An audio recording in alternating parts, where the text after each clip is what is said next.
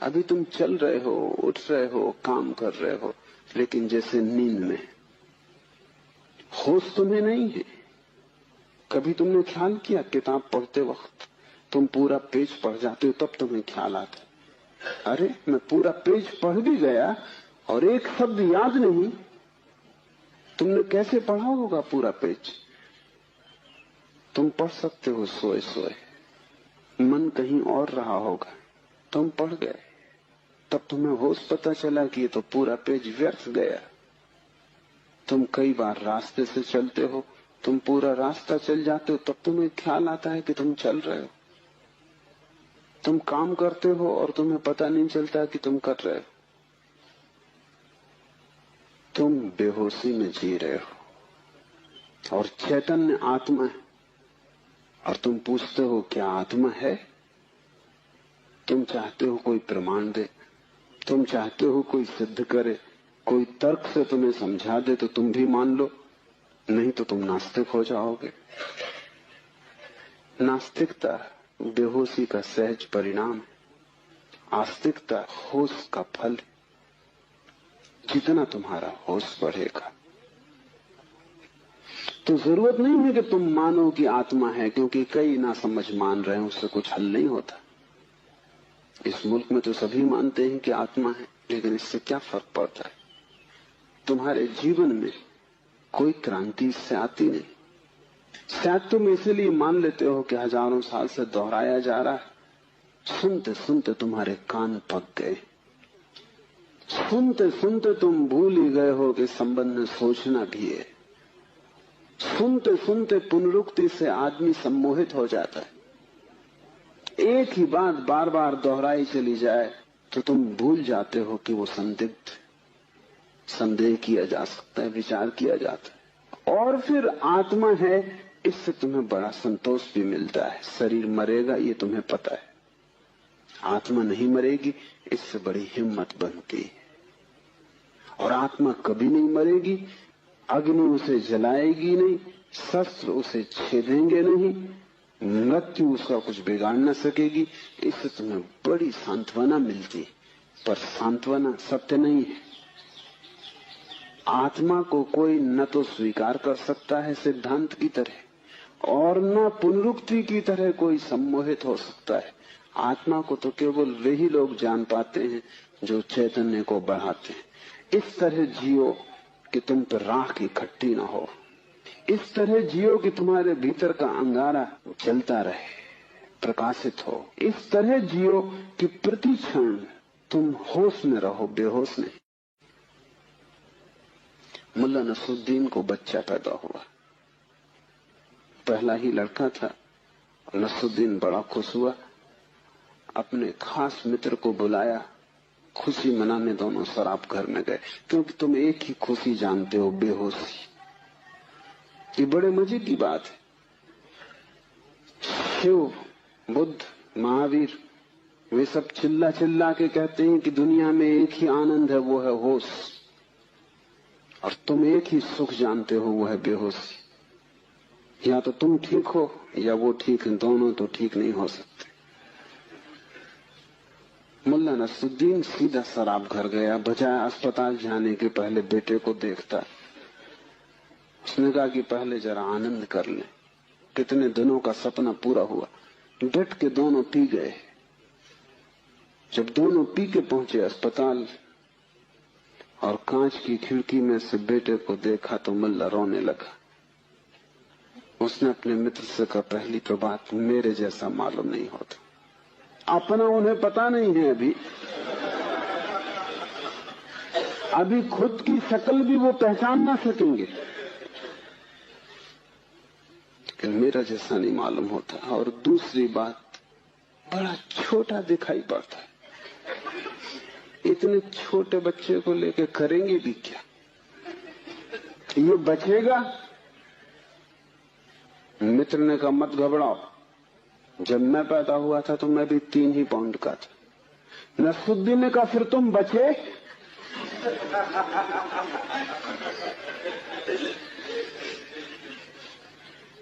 मित्र सोचने लगा, क्योंकि वो भी बेहोशी में था।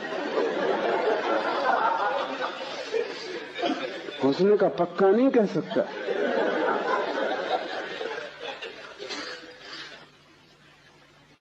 आदमी बेहोशी में है, उसके जीवन का सारा परिप्रेक्ष्य, उसकी सारी दृष्टि उसकी बेहोशी से भर जाती, सब धुआं धुआं हो जाता। तुम कुछ भी ठीक से नहीं देख पाते और तुम एक ही सुख जानते हो कि जब तुम अपने को भूल जाते हो, चाहे सिनेमा हो, चाहे संगीत हो, चाहे सेक्स हो, जहां भी तुम अपने को भूल जाते हो वहीं तुम कहते हो बड़ा सुख आए।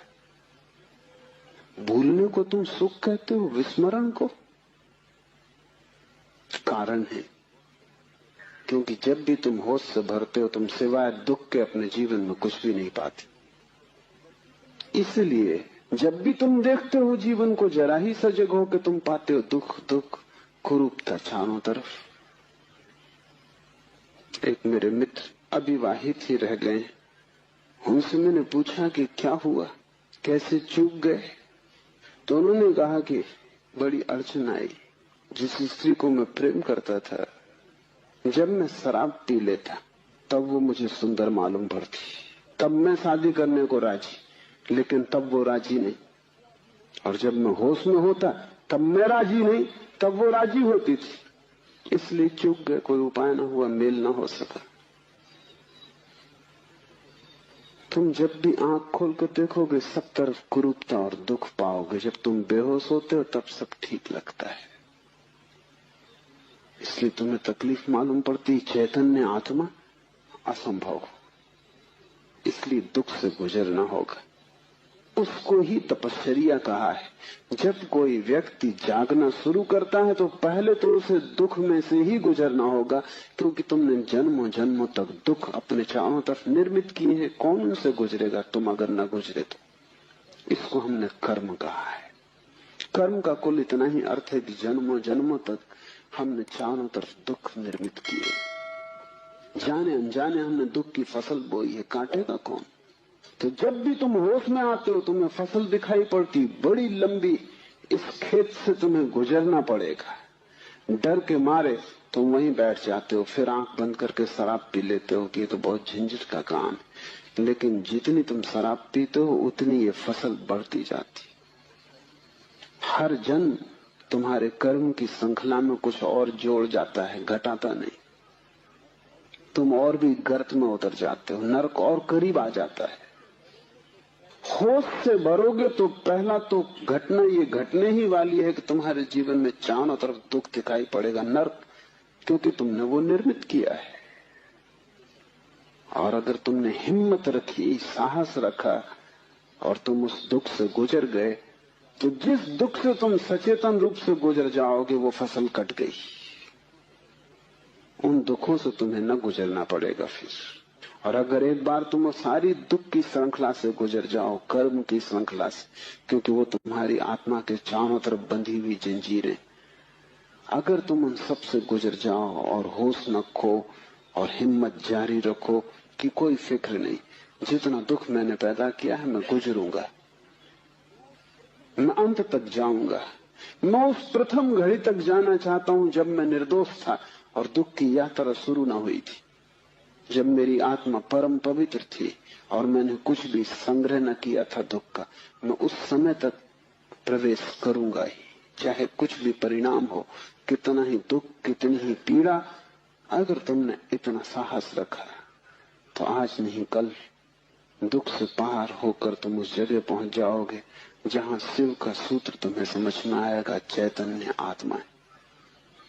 और एक बार तुम अपने भीतर के चैतन्य में प्रतिष्ठित हो जाओ, फिर तुमसे कोई दुख पैदा नहीं होता, क्योंकि बेहोश आदमी अपने चारों तरफ दुख पैदा करता है। तुमने देखा है शराबी को चलते हुए रास्ते पर वो कैसा डगमगाता है? ऐसी तुम्हारी जिंदगी है।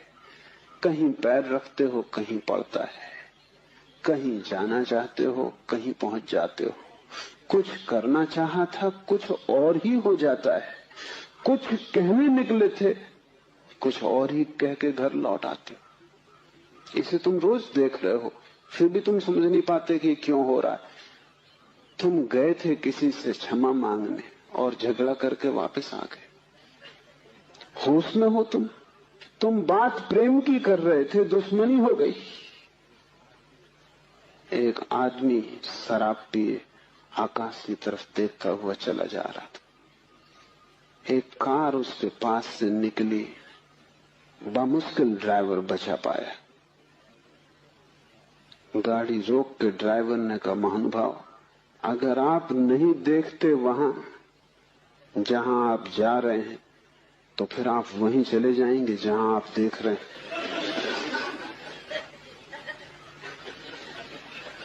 और हम सब चले जा रहे हैं, हमें कुछ पता भी नहीं कि हम कहां जा रहे हैं, क्यों जा रहे हैं, कहां देख रहे हैं, क्यों देख रहे हैं। क्योंकि एक बेचैनी है भीतर जो बैठने भी नहीं देती, एक शक्ति है भीतर जो चलाए चली जाती है। फिर हम जो भी करते वो सबके उल्टे परिणाम आते हैं। लोग मेरे पास आते हैं, वो कहते हैं हमने बदी तो कभी की नहीं, नेकी की और फल बदी मिल रहा है। ऐसा हो नहीं सकता कि तुम नेकी करो फल में बदी मिले। ऐसा हो नहीं सकता कि तुम आम के बीज बो और नीम के फल लगे। ऐसा हो नहीं सकता। इतना ही हो सकता है कि तुम ऐसे बेहोशी में बोए होगे, बोए तुमने नीम के ही फल, तुम होश में न थे। क्योंकि वृक्ष थोड़ी झूठ बोलेगा, तुम ही कहीं बोते वक्त भूल में पड़े होगे। तुम जब नेकी भी करते हो तब भी तुम्हारा नेकी करने का मन नहीं होता। तुम सच भी बोलते हो तो तुम दूसरे को चोट पहुंचाने के लिए सच बोलते हो। तुम सच बोलते हो दूसरे के अपमान के लिए। तुम सच बोलते हो जैसे तुम सच का उपयोग एक घातक हथियार की तरह कर रहे हो। तुम्हारे सत्व कड़वे होते, सत्य के कड़वे होने की कोई भी जरूरत नहीं, लेकिन मजा तुम्हें कड़वेपन में है, सत्य में तुम्हें मजा भी नहीं। तुम्हारा झूठ सदा मीठा होता है, तुम्हारा सत्य सदा कड़वा होता है। बात क्या है? क्या कड़वापन सत्य का स्वभाव है? क्या मिठास झूठ का हिस्सा है? नहीं। झूठ को तुम चलाना चाहते हो, तुम उसे मीठा बनाते हो, क्योंकि अगर वो मीठा ना होगा तो चलेगा नहीं। एक तो झूठ चलना मुश्किल, मिठास के सहारे ही चलेगा।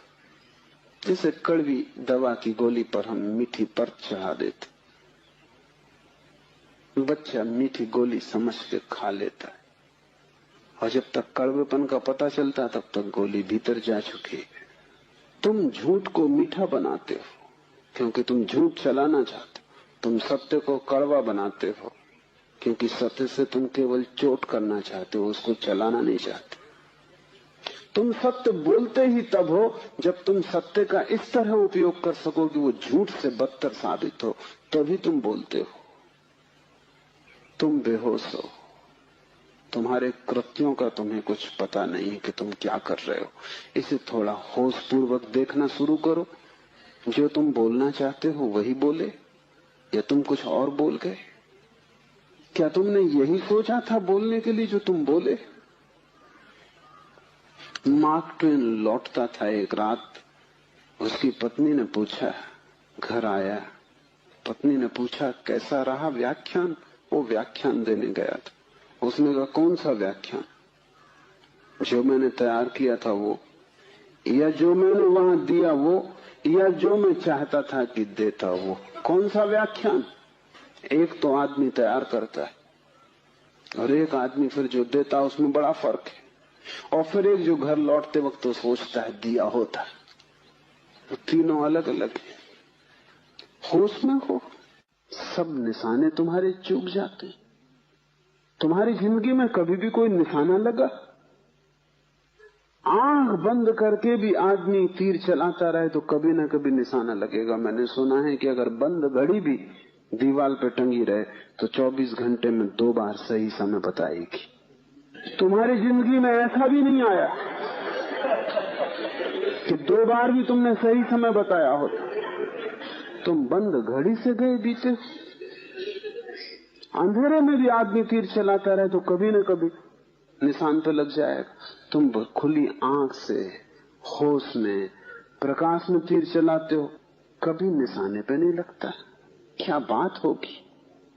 मुल्ला नसरुद्दीन को बड़ा शौक था हिरन की शिकार करने का। तीसरी बार जब वो शिकार करने जंगल पहुंचा और जंगल के विश्राम गृह में उसने अपना सामान रखा और तैयारी की, और जब सूटकेस खोला तो उसने एक बड़ी फोटो रखी थी और पत्नी ने उस फोटो के नीचे लिखा था, मुल्ला, हिरन इस तरह का होता है। उन्हें शिकार का शौक था लेकिन हिरन का पता नहीं था।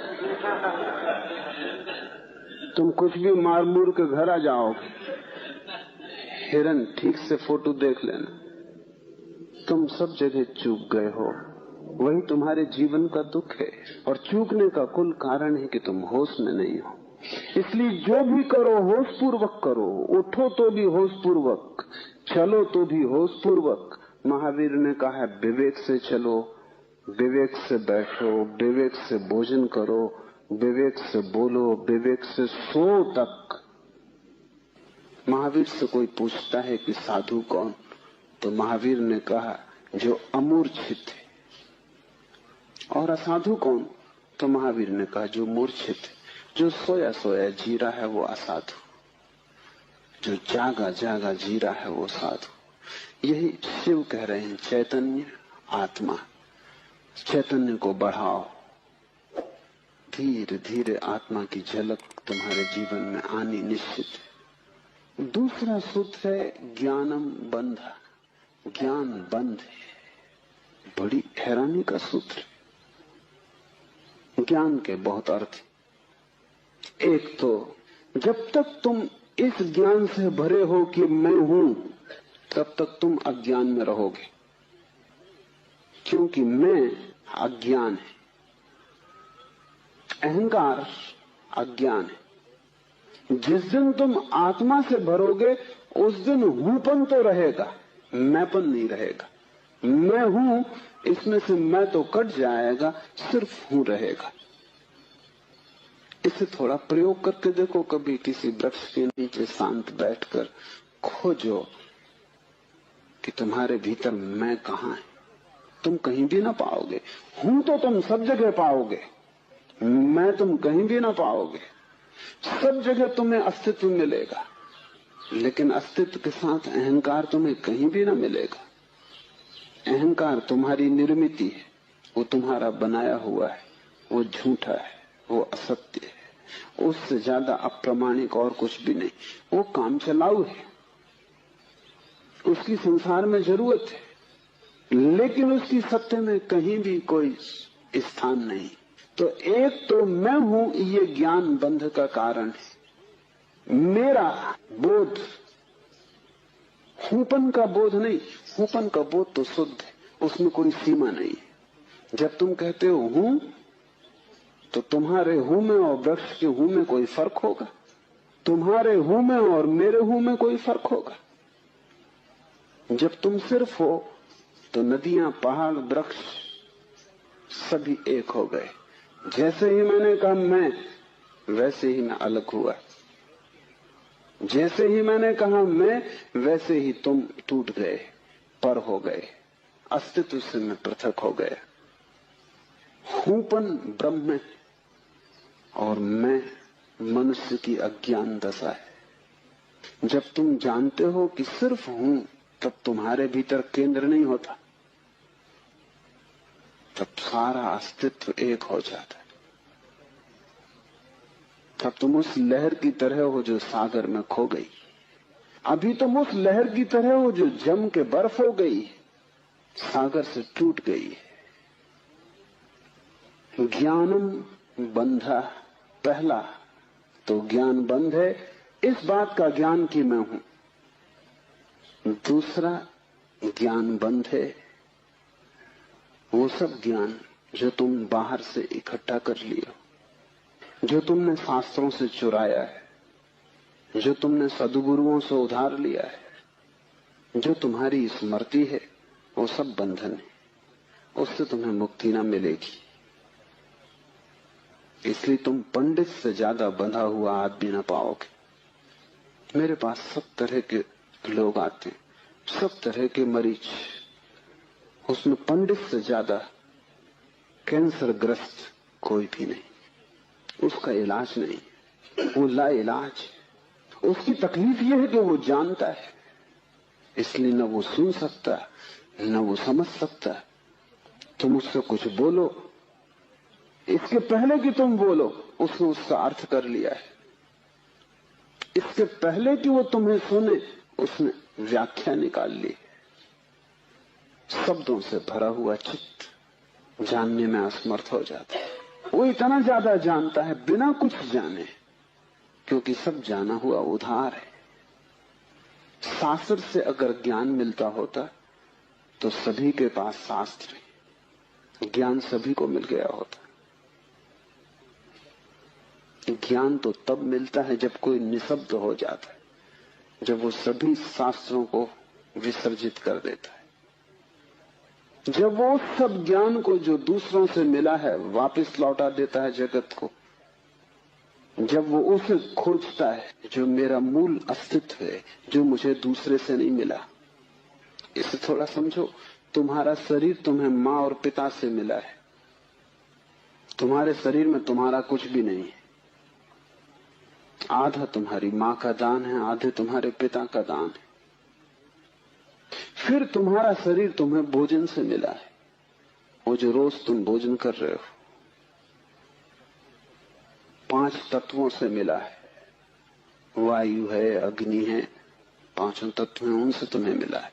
इसमें तुम्हारा कुछ भी नहीं है। लेकिन तुम्हारी चेतना तुम्हें 5 तत्वों में से किसी से भी नहीं मिली। तुम्हारी चेतना तुम्हें माँ और पिता से भी नहीं मिली। तुम जो जो जानते हो वो तुमने स्कूल विश्वविद्यालय से सीखा है, शास्त्रों से सुना है, गुरुओं से पाया है। वो तुम्हारे शरीर का हिस्सा है, तुम्हारी आत्मा का नहीं। तुम्हारी आत्मा तो वही है जो तुम्हें किसी से भी नहीं मिली।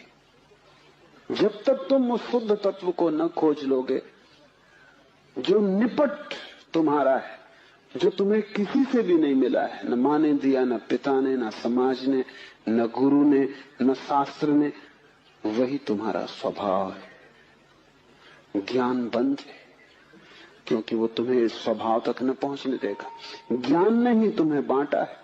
तुम कहते हो मैं हिंदू, तुमने कभी सोचा कि तुम हिंदू क्यों हो? तुम कहते हो मैं मुसलमान, तुमने कभी विचारा कि तुम मुसलमान क्यों हो? हिंदू और मुसलमान में फर्क क्या है? क्या उनका खून निकाल के कोई डॉक्टर परीक्षा करके बता सकता है कि हिंदू का खून है या मुसलमान का खून? क्या उनकी हड्डियां काट के कोई बता सकता है कि हड्डी मुसलमान से आती है कि हिंदू से आती? कोई उपाय नहीं। शरीर की जांच से कुछ भी पता न चलेगा, क्योंकि दोनों के शरीर 5 तत्वों से बनते हैं। लेकिन अगर उनकी खोपड़ी की जांच करो तो पता चल जाएगा कि कौन हिंदू है कौन मुसलमान है, क्योंकि दोनों के शास्त्र अलग, दोनों के सिद्धांत अलग, दोनों के शब्द अलग। शब्दों का भेद है तुम्हारे बीच। तुम हिंदू हो क्योंकि तुम्हें एक तरह का ज्ञान मिला जिसका नाम हिंदू। दूसरा जैन है क्योंकि उसे दूसरे तरह का ज्ञान मिला जिसका नाम जैन। तुम्हारे बीच जितने फासले हैं, दीवालें हैं, वो ज्ञान की दीवालें, और सब ज्ञान उधार। तुम एक मुसलमान बच्चे को हिंदू के घर में रख दो, वो हिंदू की तरह बड़ा होगा। वो ब्राह्मण की तरह जनेऊ धारण करेगा, वो उपनिषद और वेद के वचन उद्धृत करेगा। और तुम एक हिंदू के बच्चे को मुसलमान के घर रख दो, वो कुरान की आयत दोहराएगा। ज्ञान तुम्हें बांटता है, क्योंकि ज्ञान तुम्हारे चारों तरफ एक दीवार खींच देता है, और ज्ञान तुम्हें लड़ाता है, और ज्ञान तुम्हारे जीवन में वैमनस्य और शत्रुता पैदा करता है। थोड़ी देर को सोचो, अगर तुम्हें कुछ भी न सिखाया जाए कि तुम हिंदू हो या मुसलमान या जैन या पारसी, तो तुम क्या करोगे? तुम बड़े होगे एक मनुष्य की भांति। तुम्हारे बीच कोई दीवार ना होगी। दुनिया में कोई 300 धर्म है, 300 कारागृह, और हर आदमी पैदा होते से एक कारागृह या दूसरे कारागृह में डाल दिया जाता है। और पंडित पुरोहित बड़ी चेष्टा करते हैं कि बच्चे पे जल्दी से जल्दी कब्जा हो जाए। उसको वो धर्म शिक्षा कहते, उससे ज्यादा अधर्म और कुछ भी नहीं। वो उसको धर्म शिक्षा कहते हैं। 7 साल के पहले बच्चे को पकड़ लें, क्योंकि 7 साल का बच्चा अगर बड़ा हो गया तो फिर पकड़ना रोज रोज मुश्किल होता जाए। और बच्चे को अगर थोड़ा भी बोध आ गया तो फिर वो सवाल उठाने लगे, और सवालों का जवाब पंडितों के पास बिल्कुल नहीं। पंडित सिर्फ मूढ़ों को तृप्त कर पाते। जितनी कम बुद्धि का आदमी हो, पंडित से उतने जल्दी तृप्त हो जाता है। वो एक प्रश्न पूछता, उत्तर मिल जाता है। तुम जाते हो पंडित से पूछते हो संसार को किसने बनाया, वो कहता भगवान ने। तुम प्रश्न घर लौटाते हो बिना पूछे कि भगवान को किसने बनाया। अगर तुम दूसरा प्रश्न पूछते, पंडित नाराज हो जाता, क्योंकि उसका उसे भी पता नहीं, किताब में वो लिखा नहीं। और फिर झंझट की बात है, परमात्मा को किसने बनाया। फिर तुम पूछते ही चले जाओगे, वो कोई भी जवाब दे, तुम पूछोगे उसको किसने बनाया। अगर गौर से देखो तो तुम्हारे पहले सवाल का जवाब दिया नहीं गया है। पंडित ने तुम्हें सिर्फ संतुष्ट कर दिया क्योंकि तुम बहुत बुद्धिमान नहीं। और बच्चे अबोध, उनका अभी तर्क नहीं जगा, विचार नहीं जगा, अभी वो प्रश्न नहीं पूछ सकते। अभी तुम जो भी कचरा उनके दिमाग में डाल दो, वो उसे स्वीकार कर लेंगे। बच्चे सभी कुछ स्वीकार कर लेते हैं क्योंकि वो सोचते हैं जो भी दिया जा रहा है वो सभी ठीक है। बच्चा ज्यादा सवाल नहीं उठा सकता, सवाल उठाने के लिए थोड़ी प्रौढ़ता चाहिए। इसलिए सभी धर्म बच्चों की गर्दन पकड़ लेते हैं और फांसी लगा देते। फांसी बड़ी सुंदर है। किसी के गले में बाइबल लटकी है, किसी के गले में समाचार लटका है, किसी के गले में कुरान लटकी है, किसी के गले में गीता लटकी। ये इतने प्रीतिकर बंधन है कि इनको छोड़ने की हिम्मत फिर जुटानी बहुत मुश्किल है। और जब भी तुम इन्हें छोड़ना चाहोगे, एक खतरा सामने आ जाएगा, क्योंकि इन्हें छोड़ा तो तुम अज्ञानी। क्योंकि जैसे तुम इनको छोड़ोगे तुम पाओगे मैं तो कुछ जानता नहीं, बस ये किताब सारी संपदा है, इसको संभालो। अपने अज्ञान को छिपाने का यही तो एक उपाय है। लेकिन अज्ञान छिपने से अगर मिटता होता तो बड़ी आसान बात हो गई होती। अज्ञान छिपने से बढ़ता है, जैसे कोई अपने घाव को छिपा ले, उससे कुछ मिटेगा नहीं। घाव और भीतर भीतर बढ़ेगा, मवाद पूरे शरीर में फैल जाएगी। शिव कहते हैं ज्ञान बंद है, ज्ञान सीखा हुआ, ज्ञान उधार, ज्ञान दूसरे से लिया हुआ बंधन का कारण है। तुम उस सब को छोड़ देना जो दूसरे से मिला है। तुम उसकी तलाश करना जो तुम्हें किसी से भी नहीं मिला। तुम उसकी खोज में निकलना, उस चेहरे की खोज में जो तुम्हारा है। तुम्हारे भीतर छिपा हुआ एक झरना है चैतन्य का, जो तुम्हें किसी से भी नहीं मिला, जो तुम्हारा स्वभाव है, जो तुम्हारी निज संपदा है, निजत्व है, वही तुम्हारी आत्मा है। तीसरा सूत्र है योनि वर्ग और कला शरीर। योनि से अर्थ है प्रकृति, इसलिए हम स्त्री को प्रकृति कहते हैं। स्त्री शरीर देती है, वो प्रकृति की प्रतीक है। और कला का अर्थ है कर्ता का भाव। एक ही कला है, वो कला है संसार में उतरने की कला, और वो है कर्ता का भाव। इन दो चीजों से मिलकर तुम्हारा शरीर निर्मित होता है। तुम्हारे कर्ता का भाव, तुम्हारा अहंकार, और प्रकृति से मिला हुआ शरीर। अगर तुम्हारे भीतर कर्ता का भाव है तो तुम्हें योग्य शरीर प्रकृति देती चली जाएगी। इसी तरह तुम बार बार जन्मे हो। कभी तुम पशु थे, कभी पक्षी थे, कभी वृक्ष थे, कभी मनुष्य। तुमने जो चाहा है वो तुम्हें मिला है। तुमने जो आकांक्षा की है, तुमने जो कर्तृत्व की वासना की है, वही घट गया है। तुम्हारे कर्तृत्व की वासना घटना बन जाती, विचार वस्तु में बन जाती। इसकी बहुत सोच विचार के वासना करना, क्योंकि सभी वासनाएं पूरी हो जाती हैं देर अबेर।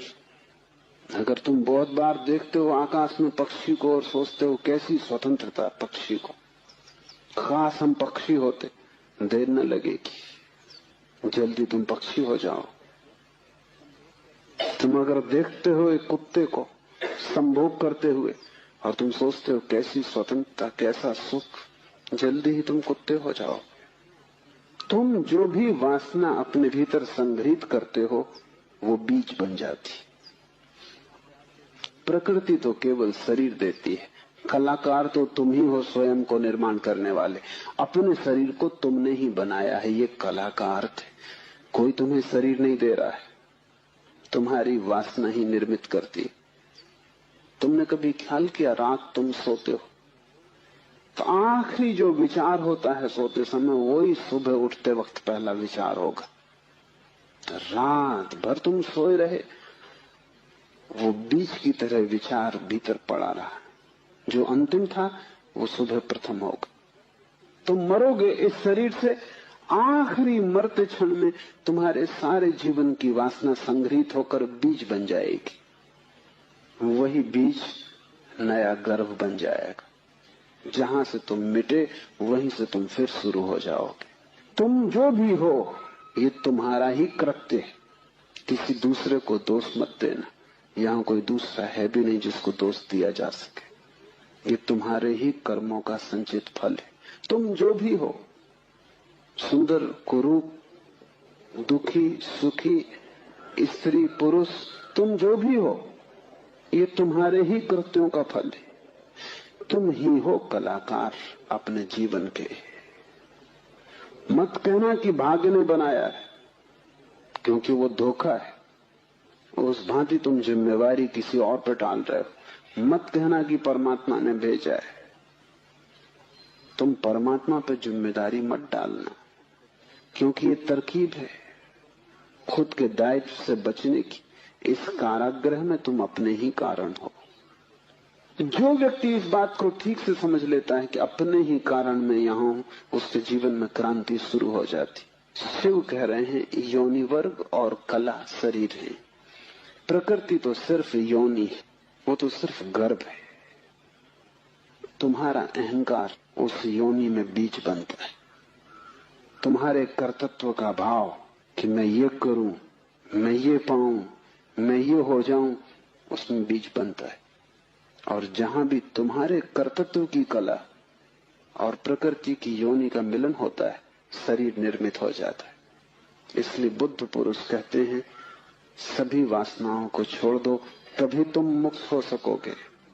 तुमने अगर स्वर्ग की वासना की तो तुम देवता हो जाओगे, लेकिन वो भी मुक्ति ना होगी, क्योंकि वासनाओं से कभी भी अशरीर की स्थिति पैदा नहीं होती। सभी वासनाओं से शरीर निर्मित होते हैं। जब तक तुम निर्वासना को उपलब्ध नहीं हो, जब तक तृष्णा तुमने पूरी ही नहीं छोड़ दी, तब तक तुम नए शरीरों में भटकते रहोगे। और शरीर के ढंग अलग हो, शरीर की मौलिक स्थिति एक ही जैसी है। शरीर के दुख समान है, चाहे पक्षी का शरीर हो चाहे आदमी का शरीर हो, दुखों में कोई भेद नहीं है। क्योंकि मौलिक दुख है आत्मा का शरीर में बंध जाना। मौलिक दुख है कारागृह में प्रविष्ट हो जाना। फिर कारागृह की दीवारें वर्तुलाकार हैं कि त्रिकोण है कि चौकोन है, उससे कोई हल नहीं होता, उससे कुछ फर्क नहीं पड़ता है। तुम भला सोचते हो फर्क पड़ता है। एक मेरे मित्र हैं, ड्राइंग के शिक्षक हैं, उन्हें जेल हो गई। लौटे 3 साल बाद तो मैंने उनसे पूछा कैसे रहे दिन, कैसे कटे दिन। उन्होंने कहा और तो सब ठीक था, लेकिन मेरी कोठरी के कोने 90 कोण के नहीं थे। वो ड्राइंग के शिक्षक हैं, उनकी बुद्धि उन 90 कोण के नहीं थे कोठरी के कोने। उनकी असली तकलीफ 3 साल यही रही, क्योंकि उसी कोठरी में रहना और बार बार देखना वो कोना, वो 90 कोण का नहीं। तो जो बात उन्होंने मुझसे की वो ये कि और तो सब ठीक था, बाकी कुछ अड़चन न थी, लेकिन कोने ठीक 90 के नहीं थे। कोने 90 के हों कि 90 के ना हो, इससे क्या बुनियादी फर्क पड़ेगा। कारागृह कारागृह, पक्षी का शरीर के आदमी का बहुत फर्क नहीं पड़ता। बंद तुम हो गए वही दुख है, बंध गए तुम वही दुख है। वासना बांधती है, वासना है रज्जु जिससे हम बंधते हैं।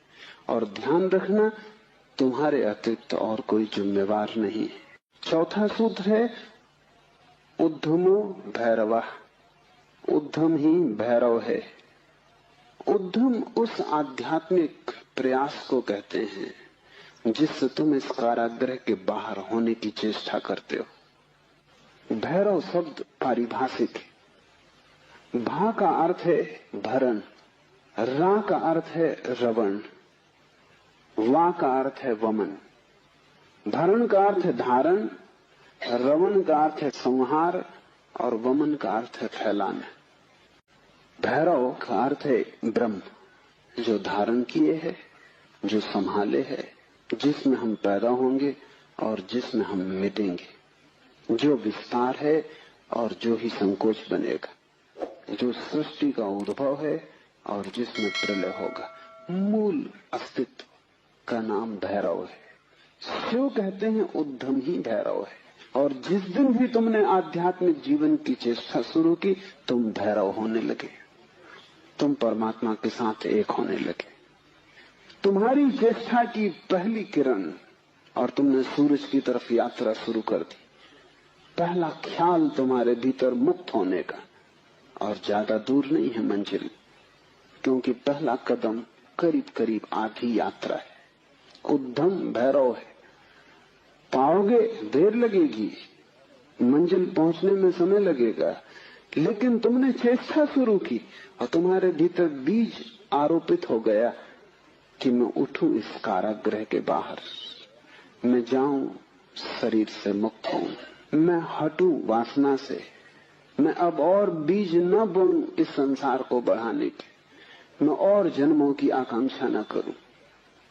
तुम्हारे भीतर जैसे ही ये भाव सघन होना शुरू हुआ कि अब मैं मूर्छा को तोड़ूं और चैतन्य बनूं, वैसे ही तुम भैरव होने लगे, वैसे ही तुम ब्रह्म के साथ एक होने लगे।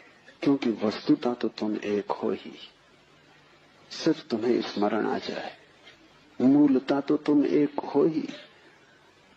तुम उसी सागर के झरने हो, तुम उसी सूरज की किरण हो, तुम उसी महाआकाश के एक छोटे से खंड हो।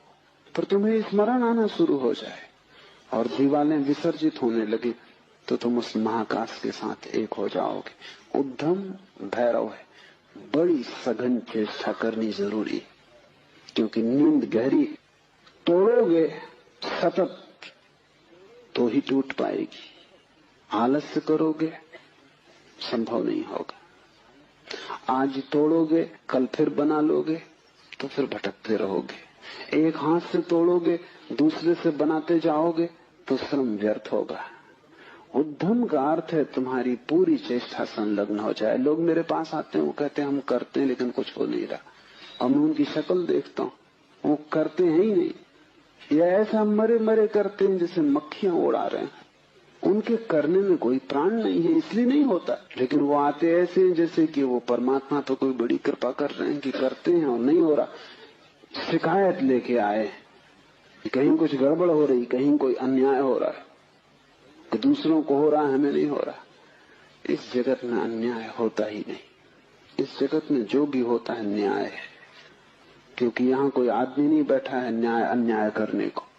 जगत में तो नियम है, उन्हीं नियमों का नाम धर्म है। तुम अगर इस क्षेत्र से चले गिरोगे, टांग टूट जाएगी, तो तुम जाके अदालत में ये नहीं कहोगे कि गुरुत्वाकर्षण के कानून पर एक मुकदमा चलाता, तो अदालत कहेगी तुम तिरछे मत चलते। गुरुत्वाकर्षण तुम्हें गिराने में उत्सुक नहीं, न तुम्हें संभालने में उत्सुक है। तुम जब सीधे सीधे चलते हो वही तुम्हें संभालता है, जब तुम तिरछे चलते हो वही तुम्हें गिराता है। न गिराने की उसकी कोई आकांक्षा है, न संभालने की। तटस्थ है जगत का नियम। उस तटस्थ नियम का नाम धर्म है। उसको हिंदुओं ने रित कहा है। वो परम नियम है। वो तुम्हारी तरफ पक्षपात नहीं करता कि किसी को गिरा दे किसी को उठा दे। तुम जैसे ही ठीक चलने लगते हो वो तुम्हें संभालता है। तुम गिरना चाहते हो वो तुम्हें गिराता है। वो हर हालत में उपलब्ध है। तुम जैसा भी उसका उपयोग करना चाहते हो वो तुम्हें खुला है, उसके द्वार बंद नहीं है। तुम सिर ठोकना चाहते हो दरवाजे से, सिर ठोक लो। तुम दरवाजा खोल के भीतर जाना चाहते हो, भीतर चले जाओ। वो तटस्थ है। उद्यम भैरव है। महान श्रम चाहिए। उद्यम का अर्थ है प्रगाढ़ श्रम। तुम्हारी समग्रता लग जाए श्रम में, उसका नाम उद्यम है। और तब देर न लगी कि तुम्हारे भैरव हो जाने में। शक्ति चक्र के संधान से विश्व का संहार हो जाता है, 5वां सूत्र है।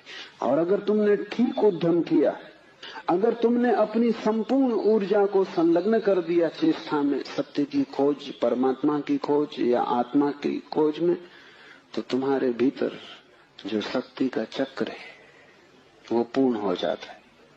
अभी तुम्हारे भीतर शक्ति का चक्र पूर्ण नहीं, कटा बटा है। वैज्ञानिक कहते हैं कि बुद्धिमान से बुद्धिमान आदमी भी अपनी 15% से ज्यादा प्रतिभा का उपयोग नहीं करता। 85% प्रतिभा ऐसे ही सड़ जाती। ये तो बुद्धिमान आदमी की बात है। बुद्धू का क्या हिसाब, वो तो शायद करते ही नहीं। हम अपने शरीर की भी ऊर्जा का पूरा उपयोग नहीं करते, 5% ज्यादा से ज्यादा। तो अगर हम मंदे मंदे जीते, अगर हमारा दिया टिमटिमाता लगता है, तो कसूर किसका है? तुम जीते ही नहीं पूरी तरह। जैसे तुम जीने से भी भयभीत हो कि लपट कहीं जोर से ना आ जाए।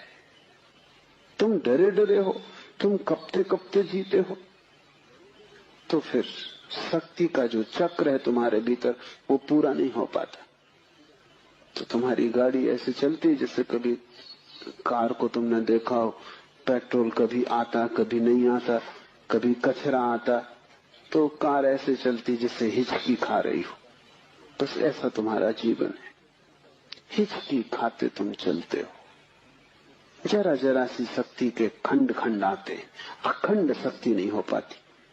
जिस चीज में भी तुम अपनी पूरी शक्ति लगा दोगे, वो कोई भी हो चीज, अगर तुम चित्र बनाते हो और चित्रकार हो और तुमने अपनी पूरी शक्ति को चित्र बनाने में लगा दिया, पूरी कि रत्ती भर बाकी न बची, तो तुम वहीं से मुक्त हो जाओगे, क्योंकि वही उद्यम पूर्ण होते ही भैरव हो जाता है।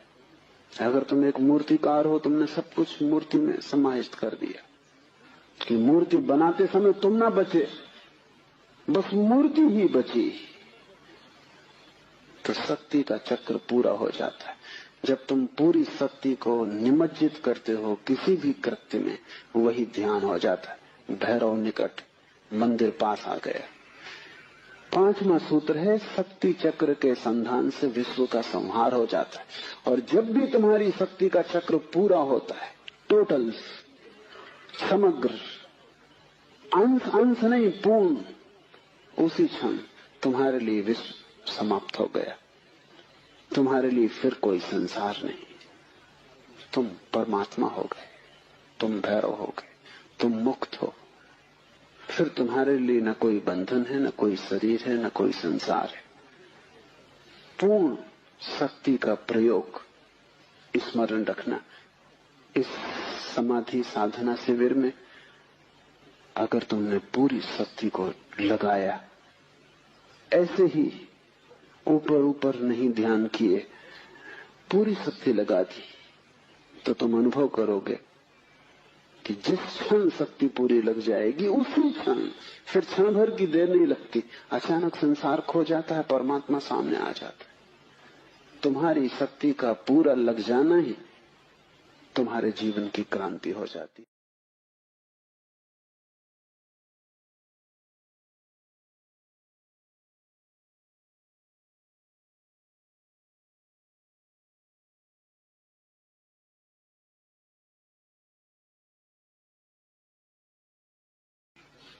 अभी तुम चल रहे हो, उठ रहे हो, काम कर रहे हो, लेकिन जैसे नींद में, होश तुम्हें नहीं है।